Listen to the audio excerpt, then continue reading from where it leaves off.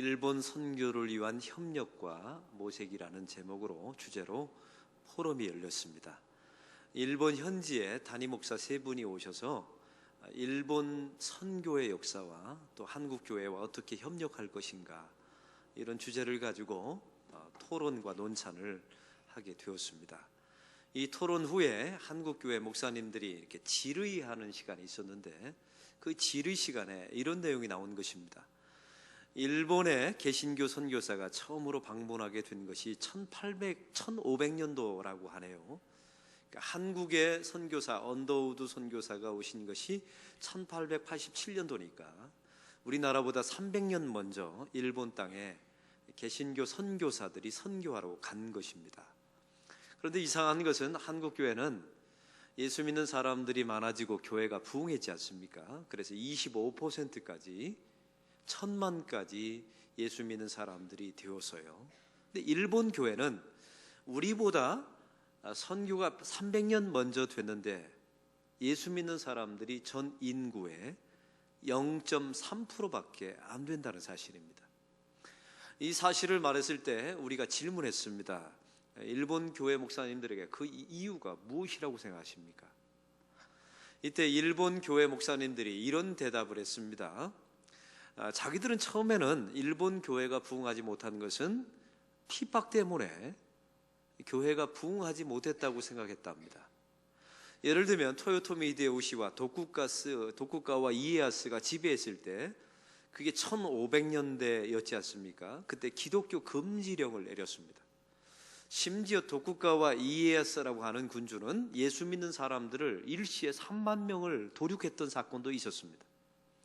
이것 때문에 일본 땅에 복음이 증거되지 못했다라고 생각했다는 것이에요. 그런데 이 생각이 잘못되었다는 사실을 알게 되었습니다. 왜냐하면 이 근대화 과정을 거치면서 일본 땅에 기독교 금지령이 해제되었습니다. 이제 예수 믿어도 된다라고 허락하게 된 것이죠. 그런데 놀라운 사실은요, 그래도 예수 믿는 사람은 0.3%밖에 되지 않았다는 사실입니다. 그 이유가 무엇이었을까요? 이거에 대하여 일본 목사님들이 이런 대답을 하셨습니다. 일본이 2차 세계대전 때 패망하지 않았습니까? 전쟁에서 졌습니다. 전 세계를 지배하려고 했던 그들의 야망과 야욕이 패배하게 된 것입니다. 메가도 장군에 의해서 천황이 항복 선언을 하지 않습니까? 여러분, 이게 얼마나 엄청난 일인 줄 아십니까? 이게 메가도 장군이 일부러 이 일을 시킨 거예요. 왜냐하면 이제 천황 당신은 신이 아니라 인간임을 선언하라는 뜻이었습니다. 그래서 여러분, 그 함선 위에서 일본 천황이 떨리는 목소리로 여러분 서명을 하고 항복 선언했던 그 장면을 기억나십니까? 그런데 놀라운 사실은 일본 사회 안에 두 종류의 사람들이 나타났다는 거예요. 분명히 일본이 전쟁에 패망했습니다. 그리고 일본 천황이 인간임을, 나는 신이 아니라 인간에 불과하다라고 말하면서 항복 선언을 했어요. 근데 일본 사람들의 대부분의 사람들이 이걸 받아들이지 않았답니다. 우리의 천황은 인간이 아니라 우리의 신이야. 그들은 항복하지 않았습니다. 이런 대부분의 사람들은 예수를 믿지 않도록 합니다.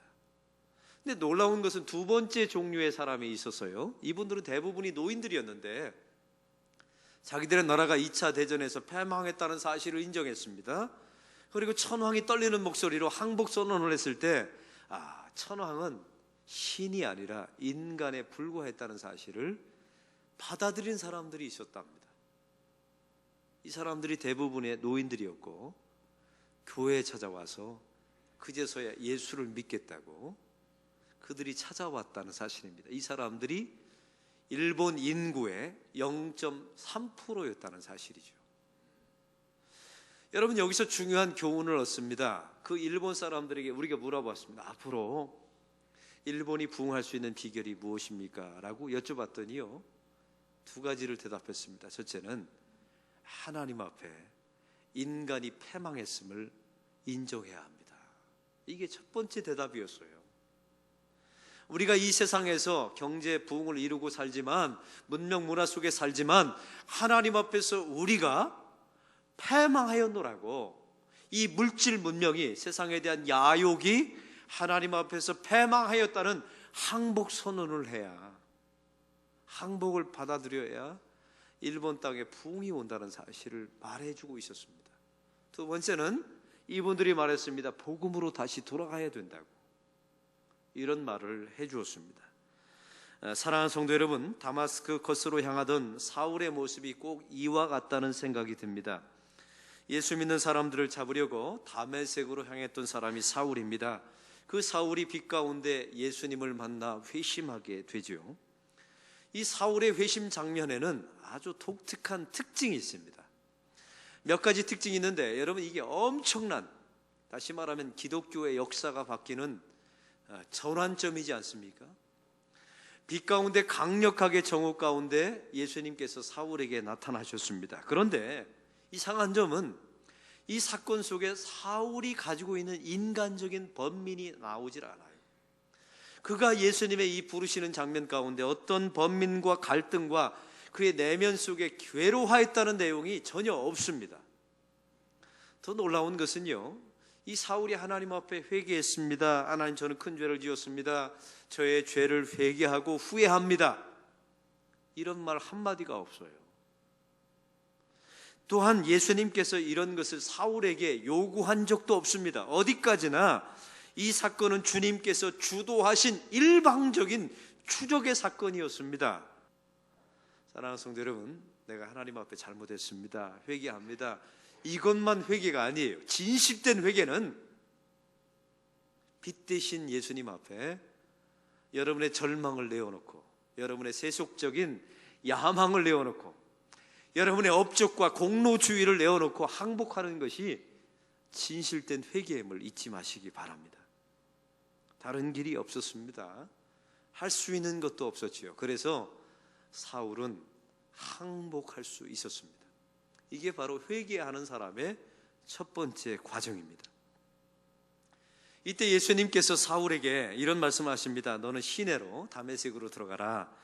그러면 내가 행할 것을 말해줄 사람을 만나게 될 것이다 라고 말씀하시죠.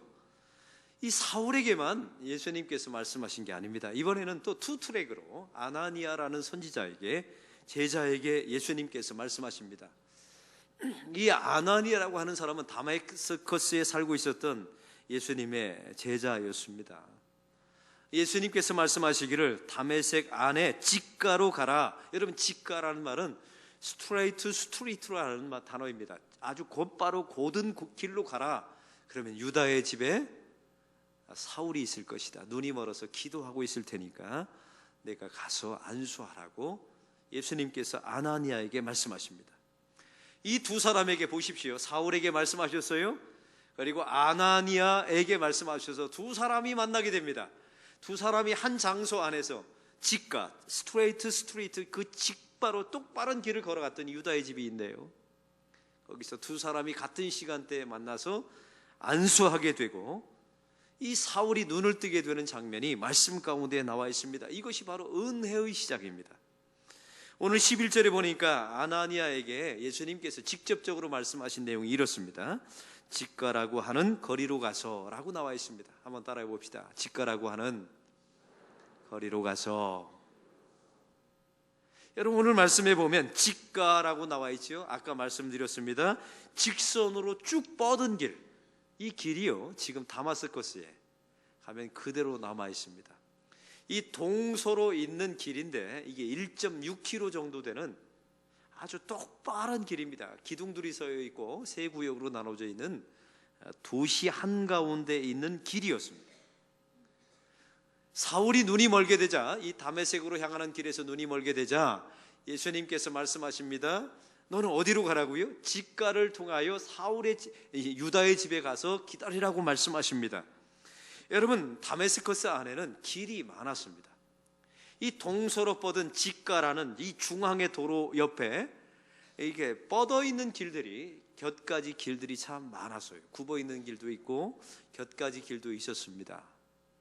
근데 어느 성경에 보니까 예수님께서 왜 굳이 사울더러 직가로 인도해서 유다의 집으로 하나님께서 인도하셨을까요?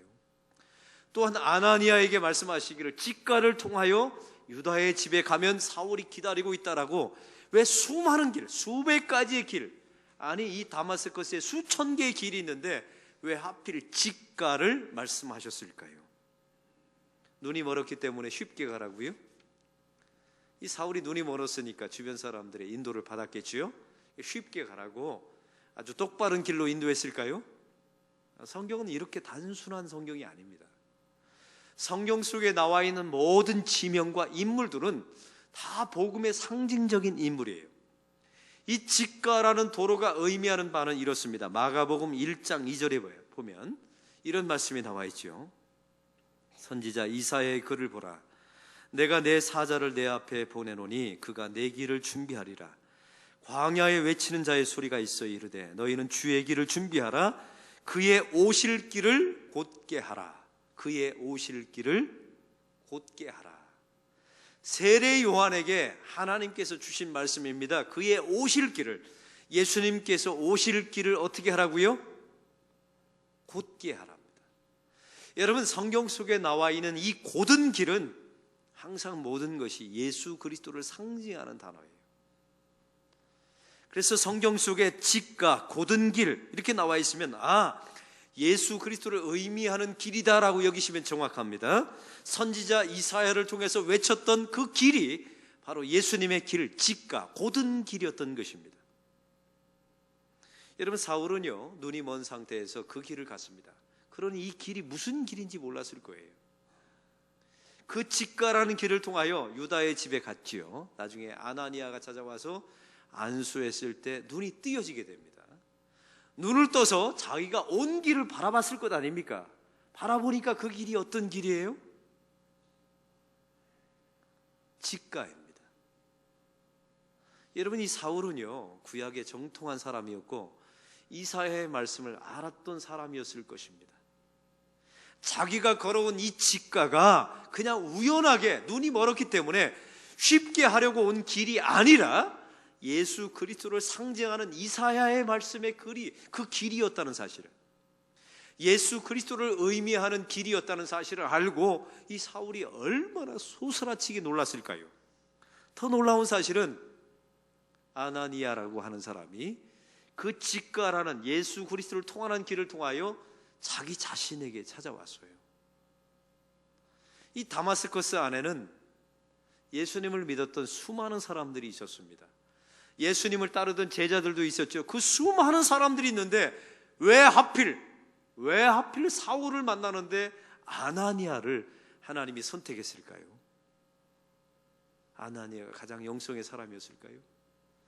아나니아가 가장 하나님을 잘 믿는 사람이었을까요? 아나니아가 가장 기도에 합당한 사람이었을까요? 아나니아만 안수하면 병 나을 수 있을까요? 이런 의미가 아닙니다. 여러분, 이 아나니아, 오늘 성경에 나와 있는 이 아나니아는요 이름의 뜻은 이렇습니다. 여호와는 은혜로우시다 하는 뜻이에요. 한번 따라해 봅시다. 여호와는 은혜로우시다. 여러분, 이게 얼마나 절묘한 기가 막힌 사건입니까? 직가라는 길을 통하여 스트레이트, 이 예수 그리스도의 길, 이사야가 예언했던 그 예수 그리스도 굽은 길을 곧게 하라는 그 길을 통하여 여호와는 은혜로우시다. 이 아나니아가 사울에게 찾아온 것입니다. 그리고 안수하여서 그의 눈을 뜨게 하셨죠. 사랑하는 성도 여러분, 이것이 복음의 핵심이 아닙니까? 이것을 아는 것이 바로 영적인 두 번째 항복임을 잊지 마십시오. 저와 여러분은요 이 땅에 살아가면서 사울처럼 살아갔던 존재와 불과합니다. 근데 어느 날 이 직가, 예수 그리스도라는 직가 예수 그리스도를 통하여 어느 날 아나니아, 여호와는 은혜로우시다, 이런 존재와 실체가 저와 여러분의 삶 가운데 어느 날 호련히 하늘로부터 찾아왔다는 사실입니다. 바로 사울에게 이런 은혜가 임했던 것입니다. 근데 오늘 성경에 보니까요 이 아나니아에게 하나님의 명령과 계시가 있었죠. 너는 직가를 통하여 유다의 집에 가라. 그래서 사울을 만나 안수하라. 이런 명령이 있었죠. 그런데 이 아나니아가 이름의 뜻이 뭐라고요? 여호와는 은혜로우시다. 얼마나 귀한 이름일까요? 이런 사람이면 은혜의 실체에 대하여 인정하고 받아들여야 되잖아요. 근데 오늘 성경에 보니까 이 엄청난 은혜, 한 번도 받아보지 못했던 은혜의 실체에 대하여 사람들은 저항을 나타나게 됩니다. 은혜에 대한 저항성을 보이게 되죠. 13절을 다 같이 읽겠습니다. 13절 읽겠습니다. 아나니아가 대답하되 주여 이 사람에 대하여 내가 여러 사람에게 대하여 듣사온즉 그가 예루살렘에서 주의 성도에게 적지 않은 해를 끼쳤다 하더니, 이렇게 나와 있어요. 여러분, 이게 무슨 말입니까? 사울은요, 예수 믿는 사람들에게 적지 않은 많은 해를 끼쳤습니다. 14절을 보세요. 결박할 권한을 가지고 우리를 잡으러 왔나이다. 여러분, 이걸 쉬운 말로 풀어볼까요? 예수님, 저더러 저 사울에게 찾아가라고 말씀하시는데, 저 사울은 제가 보기에 절대로 예수 믿을 가능성이 없어 보이는 사람입니다. 아나니아가 이 말을 했던 거예요. 이름이 여호와는 은혜로우시다. 이런 이름을 가진 사람이 이 말을 하고 있는 겁니다. 다시 말해볼까요? 하나님의 은혜가 임할 근거가 사울에게는 그 무엇도 없습니다. 하나님, 예수님, 저런 사람이 예수를 믿으면 예수님이 욕을 먹습니다. 이렇게 말한 거예요. 저 사람은 무엇인가 교회를 위하여, 사울은 복음을 위하여, 교회를 위하여, 예수님을 위하여 무엇인가 공헌한 바가 없습니다. 이렇게 말한 것입니다. 참 기가 막힌 것은 이 말을 누가 했냐면 하나니아가 이야기했어요. 여호와는 은혜로우시다. 이 이름의 뜻을 가지고 있는 사람이 본래 이렇게 말해야 되지 않습니까? 이 정도의 이름을 가지고 있으면 주님, 그럴 줄 알았습니다. 주의 은혜는 바로 그런 것이군요. 이렇게 감탄하면서 은혜를 받아들여야 되는데 사람들은 이 은혜에 대한 저항성을 보여요. 왜요? 세상에서 이런 은혜를 맛본 적이 없거든요. 지금까지 자기의 공로와 자기의 업적을 통하여 하나님께 인정받고 구원받았다고 생각했거든요. 그러니 당연히 본능적으로 은혜에 대하여 저항할 수밖에 없었던 것입니다. 필립 얀 씨가 지은 놀라운 하나님의 은혜라는 책에 보면 이 은혜를 너무 기가 막히게 설명한 장면이 있어요. 여기 한 가지 이렇게 봉이 있다고 합니다. 필립 얀 씨의 설명입니다. 근데 모든 사람들을 다 일정한 줄로 하나님께서 매달아 놓으셨어요. 여러분, 일정한 크기의 길이의 줄이라는 말은 모든 사람에게 예수 그리스도의 대속의 십자가의 죽음에 똑같은 은혜를 주셨다는 말이죠. 근데 어떤 사람은요, 이렇게 줄이 매달려 있는데 이 줄이 한 번도 끊어진 적이 없는 겁니다. 쉽게 말하면 자기의 죄인됨을 고백하지도 않아요. 자기가 하나님 앞에 끊어질 수밖에 없는 존재라는 사실을 고백한 적도 없어요. 그러니까 줄에 그냥 매달려 있는 거예요. 근데 한 사람, 똑같은 줄에 매달려 있는 사람은 죄를 지어요. 줄이 뚝 끊어집니다. 땅바닥에 처박히게 되죠. 근데 어느 날 주님께서 그 줄을 다시 끄집어내다가 다시 그 봉에다가 묶어주십니다. 또 살다가 죄를 지어서 줄이 뚝 끊어져요. 그러면 또 땅바닥에 처박히게 되죠. 주님께서 그 줄을 또 다시 꺼내다가 다시 묶어주십니다. 그래서 자기 이 사람을 보니까 인생에 매듭이 너무 많은 거예요. 죄를 짓고 끊어지고 연결되고 끊어지고 연결되고, 무너지고 세워지고 무너지고 세워지고, 도망갔다 돌아오고 도망갔다 돌아오고, 이 매듭이 너무 많은 인생들이 있어요. 근데 놀라운 일이 벌어집니다. 이 사람은, 이 봉은 예수 그리스도를 의미하거든요. 그 줄과 먼 곳에 있는데 이 매듭이 많은 사람은 매듭이 많다 보니까 어떻게 될까요? 줄이 짧아져요. 그래서 예수님께, 하나님께 가까이 가 있는 것입니다. 얼마나 기가 막힌 표현입니까? 저는 그 비유를 통해서 죄가 더한 곳에 은혜가 넘친다는 사실을 믿게 되었습니다. 교회 안에 예수를 잘 믿는 사람들, 진실되게 믿는 사람들을 보십시오. 다 항복한 사람들이에요. 세상에 어떤 소망도 없음을, 나 자신에게 어떤 기대와 소망도 없음을 철저하게 하나님 앞에 항복한 사람들, 그리고 끊어지고 또 끊어지고, 죄 짓고 또 죄 지어서 끊어진 사람들이, 이 매듭이 많은 사람들이 있어요. 그 사람들이 결국 예수님과 가까워집니다. 죄가 더한 곳에 은혜가 더욱 넘치나니. 제가 코스타 집회, 청소년 집회를 뉴질랜드와 호주에서, 말레이시아에서 인도했던 적이 있습니다. 놀라운 사실은 그 집회 안에 은혜 받는 아이들이 있는데 주로 누군지 아세요? 세상에서 사고치고 버림받은 아이들이 은혜를 받더라고요. 이 아이들이 집회에 왔는데 여러분 소주를 싸가지고 와요. 그 술을 싸가지고 집회에 와서 사는 게, 세상 사는 게 얼마나 힘든지. 그래도 감사한 것은요, 성경책 옆에다가 소주병을 꼭 싸들고 오더라고요. 그래서 집회에 술을 애들이 먹고 집회에 들어와요. 그러면 저는요, 그런 애들은 은혜를 못 받을 줄 알았어요. 참 놀라운 것은 그런 아이들이 은혜를 받습니다. 왜 은혜를 받을까요? 세상의 모든 소망이 끊겨서 항복한 아이들이거든요. 두 번째는요, 이 아이들은 자기가 죄인이라는 사실을 압니다. 자기들이 하나님 앞에 철저하게 끊어진 존재라는 사실을 알아요. 그래서 동물같이 꺽꺽거리면서 회개하고 토하고 그 자리에서 하나님 앞에 항복하는 아이들을 보았습니다. 죄가 더한 곳에 은혜가 더욱 넘치던데요, 아이들이 그 안에 성령이 임하자마자 그 속에 있었던 알코올이 튀어나와요. 애들이 그 집회 장소에서 토해 놓습니다. 자기들도 토해 놓고 어떻게 할 줄을 몰라요. 쉰 냄새가 막 집회 장소에, 그 아이들이 회개하면서 토해 놓으면요, 이걸 저 같은 강사들, 목사들이 가서 그 손으로 이렇게 쓰다듬어요. 쓸어서 담습니다. 이때 종이장 장갑을 끼면 은혜가 떨어져요. 왜냐하면 애들이 쳐다보고 있거든요. 그럼 그냥 맨손으로 그걸 쓸어 담고요, 그 손을 가지고 애들의 머리 위에 안수합니다. 막 안수하고 끌어안으면서 애들 등에다 막 비벼요. 그러니까 온몸에 오물이 그냥 머리에 발라줘요, 등허리에 발라줘요. 여러분, 이런 일을 하면서 아이들이 회개하고 항복하고 하나님께 돌아오는 일들, 나중에 보았더니 그 아이들이요, 이게 제가 20년 전부터 이 사역을 했는데 그 아이들이 집사가 되고 신학교에 가서 목사가 되고 얼마나 큰 은혜가 임했는지 몰라요. 이 아이들이 다 사울과 같은 존재였습니다. 절대로 예수 믿을 것 같지 않은 아이들. 이 아이들이 예수 믿으면 예수님이 욕먹을 아이들.